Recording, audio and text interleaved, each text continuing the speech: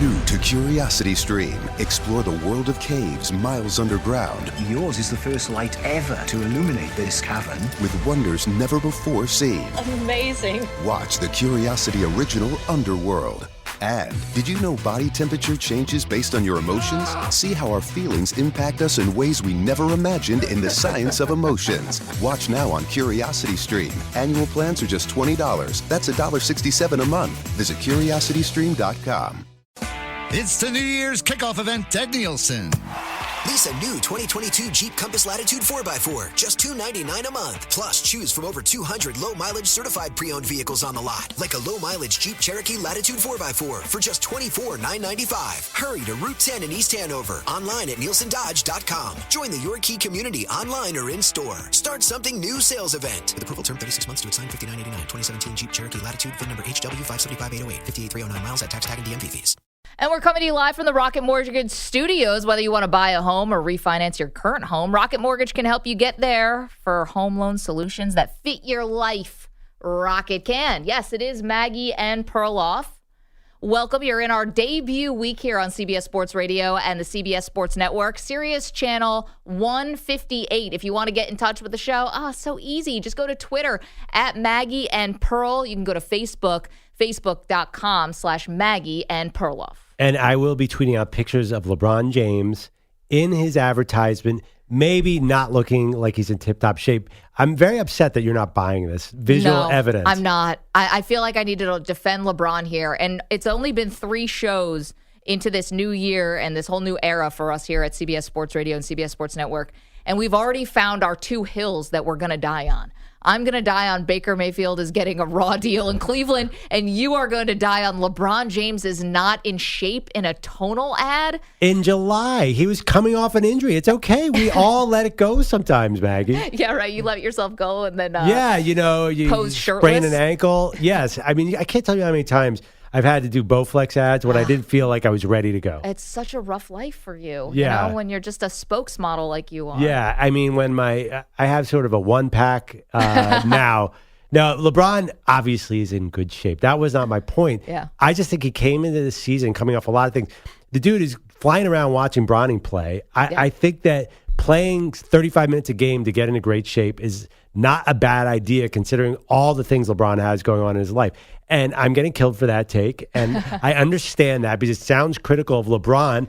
It's just a different strategy, a different approach. Play yourself into shape when LeBron James is basically 20 years into his career. And by the way, he's killing it lately. Yeah, he is. He is not just playing well, he is dominating again. The last 9 games, he's just been on fire. Well, that is LeBron James and the Lakers. We've got to get to some crazy, crazy news because ever since we got a report that Jim Harbaugh would be interested in possibly going back to the NFL, it set the world on fire here. Some of the early reports that we heard was that Harbaugh would be interested in the Chicago Bears. We heard that he would be interested in the Las Vegas Raiders. Now, very convenient about those 2 teams, one that we expect are going to fire their head coaches. Matt Nagy, I believe Boomer Esiason, our very own, works down the hall from us right here in New York, said that Matt Nagy has been fired or they've informed him. So Matt Nagy, I don't know if he's been let go. I saw he was doing a press conference earlier. We'll see what happens, but it's obviously going to be curtains for him in Chicago. And then Rich Bisaccia is the interim coach in Las Vegas, and I don't think we believe he's going to be able to hold on to that job. The latest job he's been linked to is much different. This is a job that's not only occupied, but there was a report several weeks ago that the head coach that's currently in place was safe. And that's Joe Judge of the New York Giants. Ooh. Now, what has happened since that report that he was safe has come out? The Giants have lost 5 in a row. They are awful. They just lost to the Bears. I mean, it was not competitive. They're an absolute free fall. And now Joe Judge has become a national punchline because of his press conferences where he went off for literally 11 minutes. He talked for 11 minutes straight. We host radio shows for a living. I will not talk for 11 minutes straight. He went off on this bizarro rant where he was talking about how players who are not on the Giants anymore call him several times a week to beg him to come back even though they're making more money somewhere else. Yeah, that's not happening. People went through the roster and could not figure out who he was talking about, by the way. It's hard to find that person who wants to leave to make more money to come back to play for the Giants who have won 4 games this year. It's hard to believe that anyone was paying more for any Giants player either. And this is where we're at with the state with the New York Giants. So that's why things have changed here for Joe Judge. And one other small thing that happened and why Jim Harbaugh might actually have a shot at this job is that Joe Judge has been preaching culture, right? You can't be preaching wins. So he's preaching culture and the fact that the Giants now are turning things around because they had such a bad culture before and players who were checked out and just not playing together, and they've fixed that. He's also preached a lot of accountability. Meanwhile, in that 11-minute rant, Joe Judge made a reference towards the Washington football team. He said, hey, at least we don't have players fighting with each other on the sidelines. Now, this just happened with Daron Payne and Jonathan Allen the other day with the Washington football team. So it was clear that he was, while he didn't say them by name, was obviously referencing something. It's a division rival. They're playing the Washington football team this week in the season finale. He said, well, at least we don't have guys doing that kind of a thing. So it's no longer mandatory for the opposing coach to meet with the beat writers for the team they're playing this week. It's no longer mandatory. But when the beat writers request the coach, they make the coach available. The beat writers in Washington requested to speak with Joe Judge this week to clear up what he said about the reference to the Washington football team. Joe Judge refused to do media with the opposing city's beat writers. Where's the accountability? So what are you really preaching here? You're not being accountable for the words you said, yet you're claiming that the players love you and that this is as tight-knit a group and that nobody's quitting on the season. I mean, I would say that game that I watched in Chicago would beg otherwise. That was not competitive at all. So maybe Jim Harbaugh might actually have a shot at the New York Giants head coaching job. Yeah, but can't Joe Judge, he doesn't have to be accountable to the media. He's got to be accountable in his building. He's got to be accountable to his players. You know, that's how he's going to frame that. He's going to say, I don't have to answer their questions. The only people that matter are in this building. How many times have coaches said that? I know, but what are we shoveling here? And how much of it? I think you're looking for an excuse to sort of end this relationship because of what's happening on the field. Well, I mean, the Giants are getting further away from their goals here, not closer. They spent $200 million in free agency, and they are worse than they were last year. So now you're going to spend umpteen $1 million on Jim Harbaugh, and that's going to fix things? Okay, well, here's why I think Jim Harbaugh would actually work well in New York. New York is a place that loves stars. They love winners, but every city likes that. They like stars. Everyone says that about New York. Explain why. There's just something about New York, people feeling like they always want the best of the best. And if you're the best of the best, then you're a star, you're a celebrity, right? Sometimes we get those kinds of things confused. But that's sort of where this city is. And believe me, I know it well. Jim Harbaugh and his celebrity status is something that New Yorkers would eat up. There's also a reality part of this, which is Jim Harbaugh might not be, he might be a little odd. The guy might be, his exits from places are usually kind of big and unceremonious, I guess. He wears particularly sharply pleated khakis, for example. Right. Yeah, no, he tucks his sweatshirt into his pants. He's an unusual dude. He's unusual, guys, quirky guy. But he is a star. There's no doubt. He's a coaching star. He's a coaching star with obviously the celebrity name and all that. He also wins wherever he goes. Now, you could say like Michigan has fallen on some hard times. But when he got to Michigan, the first 2 seasons, 10-3, 10-3.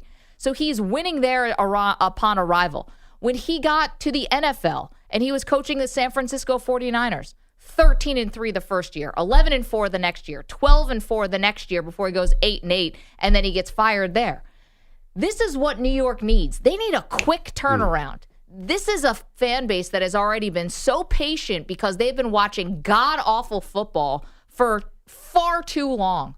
They need something fast. Harbaugh has already shown that he has the ability to go somewhere and have immediate results. That's what New York needs. Man, this is such a New York take. New York, first of all, who are these stars that are coaching? Is Robert Saleh a big star? All that star power? Was No. Joe Judge big star power? No, but Tom Thibodeau? well, this is, he's well known. I wouldn't say he's a star, but Pat Riley certainly was when he came from the Showtime Lakers Yes. coming to New York. That was 30 years ago. Well, I'm just there's saying no there's a history. stars.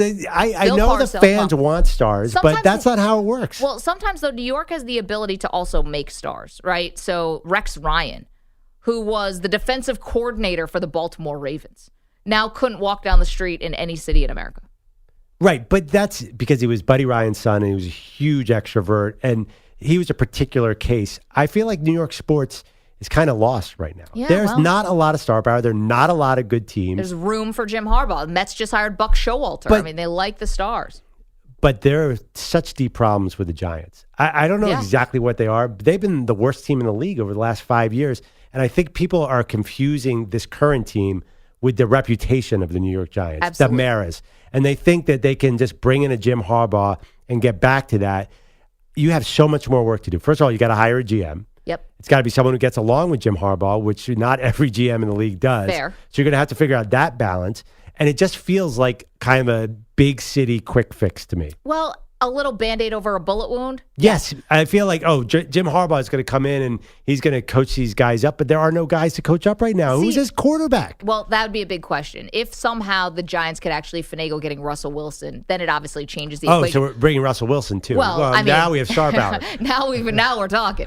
But here's the thing, right? There actually are skill position. There's talent in skill position players. There really is. Wait. Okay, let's talk.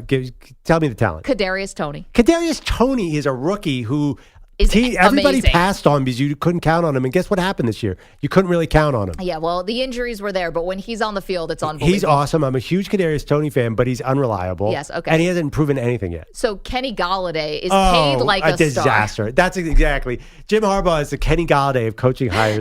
no, Harbaugh's proven. I like Jim Harbaugh, but Kenny Galladay. That's Kenny example. Galladay has not recorded a receiving touchdown this year as we're going into the final week of the season. That's my point. You can't spend or bring in a big name to fix what's going on with the Giants. And Evan Ingram is another guy who's supposed to be good, who's not. Well, Saquon he's a Barkley is last another year's guy deal. who's Yeah. disappointing. So they have these skill positions, but there's something bigger with the Giants. Honestly, if I'm Jim Harbaugh, unless you could guarantee I'm getting a Russell Wilson, that's third on my list of those teams. You would rather go to Chicago or Las Vegas before you'd come to New York. Yes, because of what you said, because they expect Jim Harbaugh to be a big star, and they're going to put those like New York Knicks type expectations on him and expect Jim Harbaugh to bring them back to the glory days. Listen, Chicago is more realistic about where they are. They have a young quarterback. You can work with it. The Raiders are thrilled to be 8-7 right now. I'm not sure what they expect. They're getting if they have a hire shot them to at the come up playoffs beside right now. you. Yes, but my point is those teams have more talent, less expectations. Where New York, because of everything you're talking about, they expect Harbaugh to come in and be the new Bill Parcells, and that's way too tough a job. I'm telling you, Michigan in the Big Ten, that's a lot easier, even with Ohio State looming, than turning around this Giants team. So what you're saying is basically that somebody who might be looking to drive up the price on their next contract Ooh. wanted to get New York in the conversation. Isn't it funny how these coaching reports and rumors get out? You got agents working really hard out there. Although, let's not forget, the first report that Bruce Feldman had from The Athletic said both the college side and the NFL side were both hearing that Harbaugh could have interest. That being said, when you hear the Giants, there is the history of the Giants. There is a reason you want to be in New York. I think if he could pick his own GM in New York and he thinks he could get a quarterback, of course, it's the New York Giants. There's something there. But you've been following this team really closely. Yeah. This is a tough job right now. It's impossible. It's Is impossible. it impossible? Job. Yes, and the funny part about this is I joke about Russell Wilson because we're talking about, this quarterback carousel that we expect to happen at the end of the season, whether it's going to be Aaron Rodgers moving, you believe he's going to stay, I think he's going to go. Russell Wilson, I think we both probably believe is going to go. I think he'll go. Yeah, right. And the thing is about that is, and I know nobody wants to get bogged down in it, but the Giants cap is a mess. A mess. I mean, they were moving around. This is true. They were moving around money and kicking the can down the road on contracts and restructuring because they couldn't pay the 51st, 52nd, and 53rd guy on the roster this year. That's how strapped they were. Now, remember, the cap did come down because after the COVID season. So expect that it's going to go up just a little bit. Enough to fit a salary like Russell Wilson's underneath that umbrella. They're going to have to do some major cap gymnastics. Oh, man. Well, at least they, I was going to say, you mentioned Russell Wilson, but at least they don't have a quarterback. They have Daniel Jones. I know. That is such a mistake right now. Yep. If you're Jim Harbaugh, you cannot look at Daniel Jones. He might have talent. I understand Daniel Jones. He can move a little bit. He's got a nice arm. He is as unproven as you get. He's going to look at Derek Carr, and he's going to look at Justin Fields and say, I'm going to go there. Yeah, well, I mean, it is a little more attractive when you just look at the quarterbacks. But listen, I wonder if Derek Carr, I wasn't sure if maybe he was going to be someone who could be potentially on the move, but I'm thinking more and more, no. So put yourself in the fall. Say Jim Harbaugh did come to New York. Would you be more interested in going to the Meadowlands and going to a game and seeing that press conference? I'd be very intrigued. Yeah, I would too. I think if he does, for us it'd be good. But do coaches sell tickets? Like ultimately, no. No, I was talking from the media angle. Yeah, that's right. No, the people at MetLife, the diehard Giants fans who have been through so much, deserve so much better than what they're getting. And Joe Judge just continuing to talk himself into this hole. See, this is what happens also with New York. Once the momentum starts going against you, it is extremely hard to fight back on. What if Jim Harbaugh getting into this news cycle gets in the owner's mind and they're like, well, maybe a Jim Harbaugh's out there. They don't get Jim Harbaugh. Maybe it changes their thinking on Joe Judge. I know what you said about Joe Judge not talking to the Washington media. I don't think I understand. That is annoying for a guy but that's not going to be the straw that broke the camel's back. They're not going to fire him for that. It won't be, but you're talking about preaching accountability and culture, and then you go do this. All you're doing is giving ammunition to your critics. And I do think Giants fans will buy tickets to see Jim Harbaugh. I mean, compared to what's going on now, I assume they sell out there. But we have something in New York we call a savior complex. And now you know exactly where we get it. All right, coming up next, interesting. Kyrie Irving going to be back on the court for the first time this season. Speaking of savior complex, I know. Saving the Brooklyn Nets season. Wow, man. This is bizarre. I did not expect that we were going to see Kyrie Irving this season until he got vaccinated, but the team has done a complete left turn. They're now welcoming him back with open arms for home games. But the question is, what kind of impact can he have right away? Our buddy Keith McPherson, host on WFAN, is going to join us. He is the source on all things Brooklyn Nets. Don't move. More Maggie and Perloff straight ahead. Get ready for the smartest bundle in streaming. 6 streaming services for the intellectually curious. Featuring Curiosity Stream with the best collection of documentary films and TV shows. Psalm TV and great stories from the world of wine. Tastemade for the fun side of food and travel. Topic with the best thrillers and crime stories. And so much more. From nature to history, technology to food, mystery to adventure. Get 6 streaming services for one low price. At $4 a month, it's the best deal in streaming. Learn more and sign up now at smartbundle.com. It's the New Year's kickoff event at Nielsen. Lease a new 2022 Jeep Compass Latitude 4x4, just $299 a month. Plus, choose from over 200 low-mileage certified pre-owned vehicles on the lot, like a low-mileage Jeep Cherokee Latitude 4x4 for just $24,995. Hurry to Route 10 in East Hanover, online at nielsendodge.com. Join the Your Key community online or in-store. Start something new sales event. With approval term 36 months to assign $59.89. 2017 Jeep Cherokee Latitude, VIN number HW575808, 58309 miles at tax tag and DMV fees. Maggie and Perloff. Big story tonight in the NBA. Nets, Pacers, the return of Kyrie Irving. We haven't seen him so far this year. New York City vaccine mandate, yada, yada, yada. Team didn't want him at the beginning, said we weren't going to take any part-time players. They have since reversed course on this, Perloff, and now they're welcoming him back to the team. Of course, they welcomed him back. He immediately entered health and safety protocols. Now he's through those protocols and is set to make his debut tonight. I am so excited for this game. It's weird. I just want to see, is he ready to go? Is he just going to come out firing? And I think he will. Well, of course, this is one of the biggest stories in the NBA, if not the biggest. And we had to bring in our number one, can we call you like our Nets correspondent? Yeah. Keith McPherson in the building. Of course, host on WFAN. He's got his show, KM Till the AM. Yep. Number one Nets guy, and has his Talkin' Nets podcast, of course. So, Keith, first of all, welcome to the show. Thanks for having me. Yeah, say hello to America. So, not just New York. Kyrie Irving coming back. Walk us through this. How badly did the Nets need him back? Oh, man. I mean, 3-game losing streak. With this team, the Nets hadn't lost back-to-back games. So we lose 2, and we lose 3, and then the narrative machine is like, okay, we'll take that 3-game losing streak because now you get Kyrie Irving back. Not supposed to lose tonight. but we definitely need his energy. We definitely need a spark. I was at the game the other night, and I was watching Ja Morant and yeah. But I was watching the spark and energy that he gives the team, and I'm like, where's our point guard? Where's our all-star to do that? Well, you have an all-star You've point got guard. 2. Yeah, but we have a big 3 for a reason. And we need that third piece. He's a huge piece of the puzzle. He's going to change a lot of things. We've been arguing about James Harden all year. Like, I call him a point guard. I think he's more of a point guard than Kyrie Irving. I can't figure out, like, he started off slow, then he's had great games. He just doesn't look the same to me this year, and his numbers prove it. He's so far down. What's going on? It's weird. It's like he's thinking too much, right? These last couple games we've seen him back on the court with KD. It's like he's thinking too much about, is it my turn to score? Yep. Do I got to get it to KD? Do I got to do a behind the back pass, put some flair on it? It's like, James, just go play. When he just goes out there and plays like we saw in LA, the Clippers game, the Lakers game, where KD wasn't on the floor, it was really just him and Patty Mills. We got Houston Harden back. It's like he reverted back to Houston Harden. He knew exactly what to do. James Harden is a walking 30-point triple-double, and when you don't see that from him and you see all these turnovers, it's like, what's up with this guy? He's not the same. I think he's pressing. I think he's thinking too much. And last year when he came here to play with Kyrie. Yep. And Kyrie made his job a lot easier, and he hasn't had Kyrie yet this season, and I think Kyrie's going to give him a boost too. I think he'll be better for it. So let's not forget, too, what happened there, right? KD and Kyrie and Harden are all playing together, and the big narrative is like, well, there's only one basketball. Yep. And what happened? Kyrie told Harden, you're the point guard. They basically had to have that kind of division of, like, we're not going to fight. I'm not going to fight you. Do you expect the same kind of dynamic, or do the Nets need to have that same kind of dynamic this season? I think it's going to change a little bit because the roster is different. The team overall is different. But I think those two their basketball IQ is so high.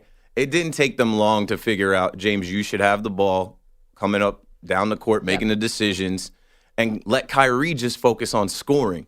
Let Kyrie just focus on getting buckets, which we know he does at every level better than most guys. So I think it was like a work in progress type of thing, and they got to it pretty quickly. But once they got to it, it was like, why didn't we start from the beginning like this? But how many games are we talking about here? You say it as if what they play together in total minutes, about 7 or 8 games worth of basketball? Not that many games. We haven't had the big 3 together. We haven't had really these guys on the court together at all. That's what's so fascinating about it. When you say it's like you have all these guys, it's like we haven't been able to get them together healthy. I think total there's like less than 10 games that we've had Kyrie, KD, and Harden together. And like you're saying, last year they didn't play that much together at all. Kyrie was taking leaves.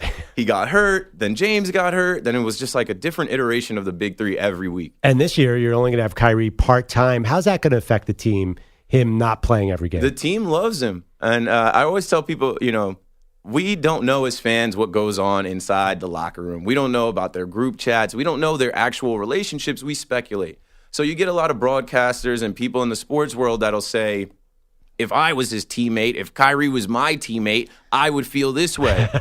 You don't have to do that. They literally will talk to the media and say, we love Kyrie. He's a great guy. We miss him in the locker room. And I think this decision came because the players started beating the table saying, we don't have enough guys. We're hit by COVID protocols. We need our guy back, even if it's 50% of the time, even if it's just on the road for now. Keith McPherson is joining us, KM till the AM on WFAN, the Talkin' Nets podcast, with Kyrie Irving returning tonight. It's obviously the biggest story in sports tonight for sure, let alone the NBA. I thought it's kind of fascinating is the Nets as the villains of the NBA, right? Because they are, or they wore that, I think, pretty proudly here. And then I know in New York City, at least, when the team took a stand and said, if you're not going to get vaccinated, you can't be here because we don't want a part-time player. Not because of the vaccination status. It was in a comment on that necessarily, just on we don't want a part-time player. You're either all in or you're all out. And I think the Nets got a lot of love for that. The front office did, quite frankly. Now they had to do a reversal. They basically had to eat their words and welcoming back. Were you surprised that the team didn't hold their ground there? No. On my Talkin' Nets podcast, I've been breaking it down for weeks. I'm like, this thing can go a couple ways. And I've been telling people that, listen, the reason he's not playing at all is because the Nets made that decision. They reserved the right to change their minds at any point. My timeline was February, after the trade deadline, which is mid-February, after the All-Star break, which is mid-February. I'm like, that's going to be the time that they press the Kyrie button because we're going to know what other teams look like and then that's going to be the last the last push until the playoffs. Right. But I think the Nets in the beginning, they saw how loud it was, how crazy it was. I've been around. I was at practice in the park, and people didn't know if Kyrie was going to show up to practice in the park in Brooklyn. And when he did, the fans went nuts. The kids went crazy. He gets a reaction out of people that no other player gets, even Kevin Durant. That's true. And the Nets know that. And it's twofold, right? As much as kids love him and fans love him, there's a lot of hate for this guy. There's a lot of people that just hate him no matter what he does. If he takes a leave for the birth of his son, they're upset about it. If he wants to go celebrate his dad and his sister's birthday, they're upset about it. And I get that, but at the same time, I think Kyrie is he's like an introvert. He's a regular dude. He's really just a hooper, and he just wants to play. And at the end of the day, the Nets made a business decision, right? We need an ROI. We need a return on investment. We're paying this guy. Yep. We're getting hit by COVID. We're running rookies out there. We're signing 5-10-day contracts, and we have one of the best players in the world sitting at home collecting a check. And now, if you look at this schedule coming up, there's a bunch of road games.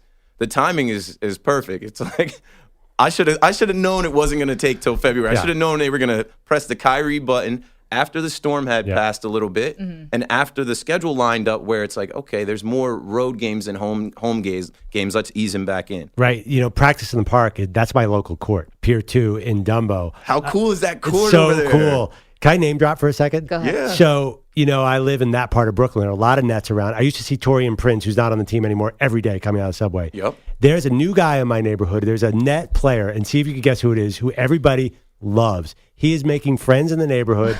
Every vendor. He's like walking people's He's dogs. the nicest guy. Was he on the Nets last year? Or No. You're saying, okay, so he's new to the team this year. I don't believe he was on the team last year. He just moved in this year, you're saying? I though? believe he did. I know who it is. Can I give Keith a hint? You know who it is? Because have I talked to you Is he about a rookie or a vet? He's You've a vet. told me this story 3 times already. Oh my God, I just love this guy. He's got an accent. Well, he doesn't really have an accent, but he could. Patty Mills. Patty There you go. Mills is the He's man. about to become the mayor of Brooklyn, that He guy. is the most popular Net in this weird way. There's so many superstars on this team, and everyone's like, "Ooh!" I saw Patty Mills at the Target the other day. He is so cool, and some games he's really good. Yeah. It's such a hodgepodge of veterans around. Where are the Blake Marcus Aldridges and the Patty Mills? How do they fit Paul into this Millsap. picture? Paul Millsap. How does the 2012 All-Star team fit into the championship picture on the Brooklyn Nets? I always say, in Marks we trust, and that's for Sean Marks and the whole front office. Patty Mills was a great signing. I don't think people talk enough about that free agent signing. He's been huge for us, right? So when I just spoke about Harden in L.A., his running mate was Patty. I say some nights Patty thrills, some nights Patty chills. Some nights Patty Mills is hitting 8 3-pointers. He's so high, he can't miss. Other nights he's like 1 for 8, 1 for 9. But that's because we overused him. We've kind of had to overuse him without Kyrie. He was supposed to come here, come off the bench, be a microwave scorer, and give us those quick buckets off the bench, to relieve guys.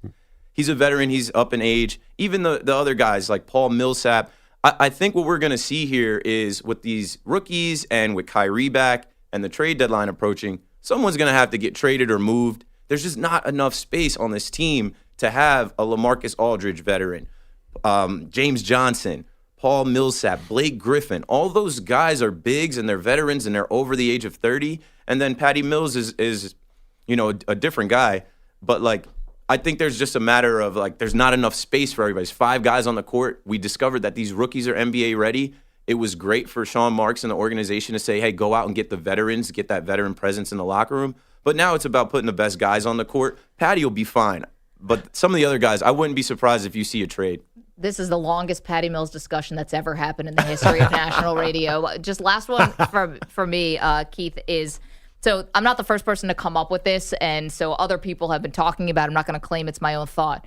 But the idea that Kyrie Irving cannot play the home games means that when the playoffs come around, home court advantage doesn't actually mean what it used to mean. Because if you can't have one of your best players for a Game 7, why would you ever want to be on your home court? Do you think that plays at all into how the Nets will, sort of guide the rest of the year in terms of load management? You don't have to be gunning for that number 1 seed because it actually could hurt you to have home court advantage if Kyrie can't play. I think the Nets have learned their lesson from last year. We had an opportunity to challenge the Sixers for the 1 seed, and we didn't really take those games that seriously. Even the last one of the year, we took Kyrie out of the game and he was on the bench for most of the fourth quarter and it got close with our backups. I look at it like this. Nets in 4, 5, or 6 if we must. Wait, won't even need a game 7. Against who? Are you saying against the Bucks? Anyone. All right, real quick, right now, as these teams are constituted, who comes out of the East, the Nets or the Bucks? If I gave you those two Nets, teams. and I want that rematch so bad. I mean, think about that. Kevin Durant's big toe. Game 1 of that series, Harden goes down. I panicked. I thought it was over. Game 4 of that series, Kyrie goes down. Game 5, James Harden. I'm watching him warm up. He's willing himself through the warm up. He's visibly hurt, but he played so that we could win that game at home. We end up losing it, and Kyrie's season ends that way. There's unfinished business there. There's a score to settle there. We want to see the Bucks again with this new roster and with our guys all healthy. And afterwards, the three of us celebrate with Patty Mills in Brooklyn. Yes, at a coffee shop in Brooklyn. Aussie. I'm telling you, that guy is the man. He's in coffee shops. He's trying the pizza out. This Friday is Friday Night Live at Barclays Center. They're giving out Balla Patty Mills T-shirts. The whole theme in Brooklyn is Patty Mills night. Keith McPherson. Keith, thank you so much for joining us. You can listen to Keith, of course, KM in the AM. You can listen to him on WFAN, the Odyssey app. Of course, his Talking Nets podcast is a must listen. Good luck to Kyrie Irving and your Nets tonight. There you go. Let's go Nets, Brooklyn. All right, we're going to switch gears. Coming up next, there are teams still interested in signing Antonio Brown. How? And one Hall of Famer has volunteered his services to the Tampa Bay Bucks. We'll tell you who. Don't move. It's Maggie and Perloff right here on CBS Sports Radio and CBS Sports Network. Got a CBS Sports update for you. Here's Rich Ackerman. New to CuriosityStream, explore the world of caves miles underground Yours is the first light ever to illuminate this cavern. with wonders never before seen. Amazing. Watch the Curiosity original Underworld. And did you know body temperature changes based on your emotions? See how our feelings impact us in ways we never imagined in the science of emotions. Watch now on CuriosityStream. Annual plans are just $20. That's $1.67 a month. Visit CuriosityStream.com. It's the New Year's kickoff event at Nielsen. Lease a new 2022 Jeep Compass Latitude 4x4, just $299 a month. Plus, choose from over 200 low-mileage certified pre-owned vehicles on the lot, like a low-mileage Jeep Cherokee Latitude 4x4 for just $24,995. Hurry to Route 10 in East Hanover, online at nielsendodge.com. Join the Your Key community online or in-store. Start something new sales event. With approval term 36 months to excite $59.89. 2017 Jeep Cherokee Latitude, VIN number HW575808, 58309 miles at tax tag and DMV fees. All right, it's time to answer our Ask the Pros question of the day, brought to you by O'Reilly Auto Parts. Today's question comes from Rick in D.C. Said, Perloff, your boy Jalen Hurts ripped my stadium after nearly being crushed by falling fans. Rightfully. Yeah. What's the worst stadium in sports to you? Oh, well, that's easy for me because I'm a Philadelphia native, and I grew up going to games at Veterans Stadium. Yeah, the worst stadium ever. There were cats in the hallways roaming. I think they were eating rats or something. There were drunk fans everywhere. And it wasn't just the Eagles games. The Eagles games were the real rowdy, drunken fights were. Yeah. But if you ever went to a Mets-Phillies game on a hot night, it was like a brawl. And I'm a little 9-year-old kid in my Phillies cap with the glove, watching like 7 drunk guys ahead of me fight. And the stadium, it was like concrete. It's so, I mean, I hate all those big multi-purpose, like Pittsburgh had one, Cincinnati had one. Like they were born out of the 70s. They were terrible. Yeah, the other one, Oakland, the Coliseum. The last one to have a baseball field on the football field. They were the last to have the diamond. That is a bad one. I mean, I remember Candlestick Park was always, a little bit dicey. Oh, yeah, the wind. You couldn't, get the sight lines were all messed up. For the worst stadium that I've ever personally been around, worked in, I covered the first season of the Washington Nationals for the Associated Press. I was a stringer. So this is 2005. I was in college in Washington, D.C. So I was the second person for the AP, it was like glorified internship basically. And so I was responsible to go into the opposing clubhouse, not the Nationals, into the other team and get quotes and all that stuff. RFK Stadium was where they played. That place was the worst. That was such an awful stadium. Yeah. I mean, by the end, RFK doesn't exist anymore. Or I guess they don't use it anymore. It exists. Is it still there? I was there about 2 years ago. It looks like something in the movie Planet of the Apes. There's vines growing out from it. I'm not kidding. Why were you there? because I was walking to the National Stadium. To the new stadium. The new soccer stadium, which is amazing. Oh, gorgeous. And for some reason, the Uber driver dropped us off by the old football stadium. I'm like, it's like what haunted. is this? And it's, first of all, it's tiny. Yeah. It's very, I didn't even remember the Nationals played there. How'd they fit in there? I don't know. It was crazy. And this is not the fault of the stadium, but for some reason, every afternoon at 4 o'clock, just like these clouds of black smoke used to just like just go by through the outfield. It was bizarre. Well, anyway, don't forget you can submit a question by going to cbssportsradio.com/askthepros, or you can tweet it at CBS Sports Radio using the hashtag AskThePros. All right, Maggie, I have some breaking news I don't love. Okay, what do you got? There's a story that just came out that the NFL is exploring contingency sites for the Super Bowl amid COVID-19 spike. Man. Now, the Super Bowl is at SoFi Stadium in Los Angeles. Speaking of amazing stadiums. Yeah, but as we all know, California they're quite restrictive in their COVID policies.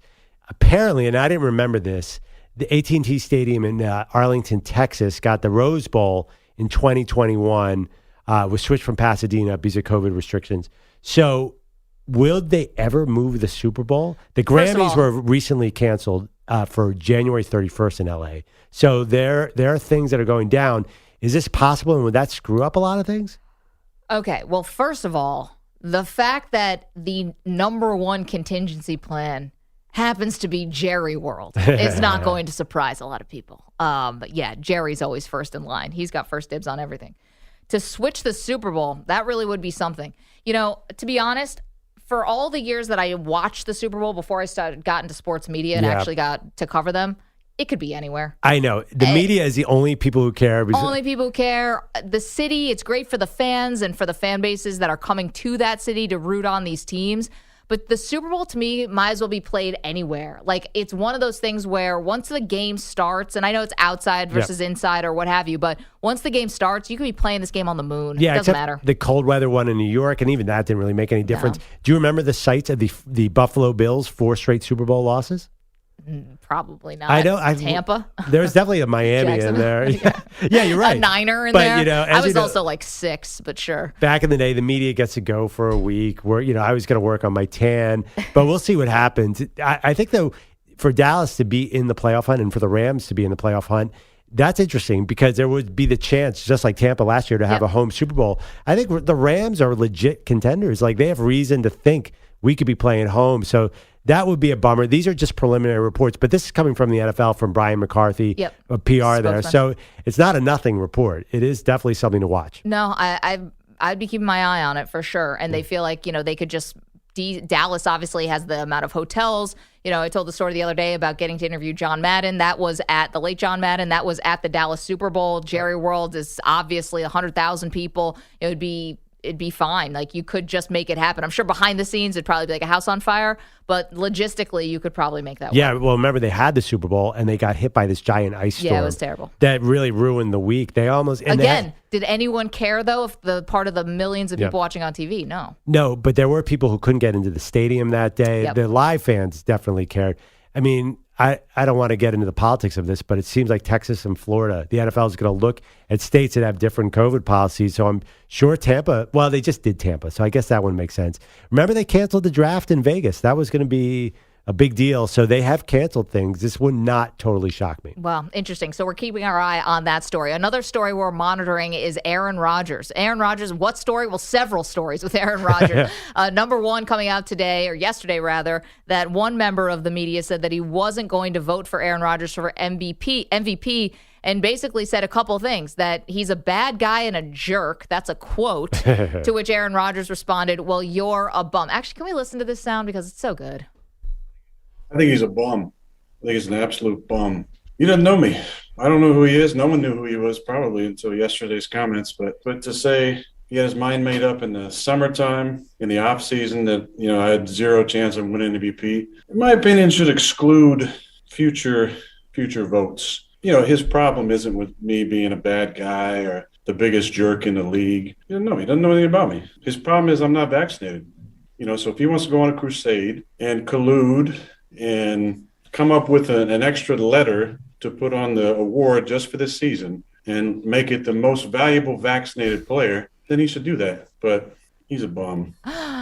pulling no punches there. And I get it. It was Hub Arkush who had said that he was not going to vote for Aaron Rodgers. The first was not so much that he wasn't vaccinated, but that he missed the game in Kansas City. Now, it ends up not meaning anything because the Packers have the number 1 seed locked up in the NFC, but it could have, and therefore he was sort of docking him on his ballot for that. But then when pressed by the hosts in Chicago who were interviewing this guy, Hub, he also said that because of the drama that Aaron Rodgers caused in the offseason, he would never have voted for him. And that's where he's getting a lot of blowback. And the silly thing is Hub Arkush has been covering the NFL in Chicago for years, and we know how much Chicago hates Green Bay in a real rivalry way. So that's ridiculous for a reporter to letting that rivalry seep through. I mean, it's like where I'm from in Philadelphia, you think that people wouldn't vote for Dak Prescott because they hate the Cowboys? Maybe.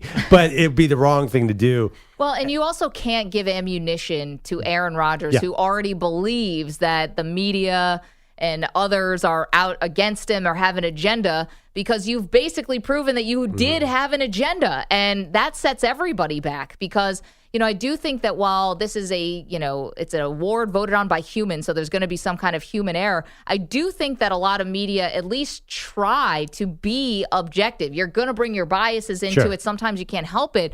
But I think most of the media does try to be objective. And I think that's why Rodgers is now minus 400 to win the MVP. Obviously, this isn't some liberal, woke, leftist, mob against him if he's the runaway favorite. Yeah, he is a big favorite. I do think the AP will take Hub Arkush's vote away. I do too. Not only was he wrong, but he shared it. The Heisman has this issue too. They don't know. They want their voters to talk about it, but they don't want to give away everything. And this was a mistake on his part. By the way, and I'll save it for tomorrow, I still don't think it's done. I think there is a case for Tom Brady as MVP. Some of the analytics people, I've seen a lot of like Pro Football Focus. I've heard the word war, VORP. Wow. I understand. What sport are we talking about? Aaron Rodgers, Babbitt. It happened like overnight where Aaron Rodgers was the consensus MVP. Maybe it was the last 2 games. But Tom Brady still has a great case. I don't know why everyone's saying the race is done. That's an amazing 24-hour tease. Yeah. By the way, that does not mean I am voting against Aaron Rodgers because I don't like him. Because I do like Aaron Rodgers, and I don't have a vote. And if I did have a vote, I might vote for Tom Brady. Interesting. He is definitely not the favorite. Tom Brady, I believe, is plus 300 at this point on FanDuel, which is interesting. We have some more news from the day, though. Aaron Rodgers taking up a lot of oxygen. We understand why. But there is a Hall of Famer who's now volunteering his services to the Tampa Bay Buccaneers now that they've allegedly cut ties with Antonio Brown. I say allegedly because I guess he's still on the roster. Now, this is just a little front office maneuvering. I think once the head coach comes out and said he's no longer a Buck, I think that's probably the end of the story. But he's technically still on the roster. Wouldn't you know it, good friend Terrell Owens has said that he would come back to the Bucs and play wide receiver for them because Antonio Brown, obviously Chris Godwin's been lost to injury. Honestly, T.O. for the playoffs, I'd think about it. Let's go, T.O. How old is he? 48, I believe. Is he 48? Yeah. You know what? He's in better shape than you and I would ever hope to be. Yeah. He's in better shape than LeBron. Than that's LeBron for sure. in the Total commercial? This is obviously a bit of a joke. Because maybe is it, though? Well, quarterback, you could be 44 and be awesome like Tom Brady. Yeah. Why? Yes, it is a joke. 48, you're not going to play. I have to double check that age, but 48, you're not going to play wide receiver in the NFL. For like 10 plays? No, you're not getting 10 plays. And also, T.O. wasn't even good at the end of his playing career. He did bounce around quite a bit. But I don't know. I mean, I don't know if the Bucs are this desperate. But of all the players, listen, we just watched in the NBA, Joe Johnson, Lance Stevenson, these guys were all getting 10-day contracts out of necessity. I'm not saying that they're going to give T.O. a long-term deal. I'm saying you sign him basically for the playoffs, if that's even allowed, by the way. You need Joe Johnson for a mid-range jumper when 8 guys are out with COVID, not for a Super Bowl contender. You don't think that T.O. finally, he couldn't get the job done with your Philadelphia Eagles, but he could finally get a ring? What I'm more interested in is Antonio Brown done? Man, you want to know what I think or what I hope? Is there a team out there? I'm just going to mention it. Another 24-hour tease. Kansas City Chiefs could use a little receiver help. They've taken risks on character guys before. He would be up to speed immediately. Patrick Mahomes wouldn't be a drop down from Tom Brady. Just saying. Wow, man. Well, that was a preview for tomorrow's show. Tom Brady is the MVP and Antonio Brown could resurface in Kansas City. Thanks. All right, we got to thank a lot of people. Thanks so much to Leroy Butler, who joined us earlier on the show, Keith McPherson, previewing the biggest story in sports tonight, which is Kyrie Irving's return to basketball, the Nets and the Pacers from Indianapolis. Thank you so much to Mike Samter, Stu Kovacs, of course. And Aaron Rodgers for providing so much wonderful content. Thank you, Aaron.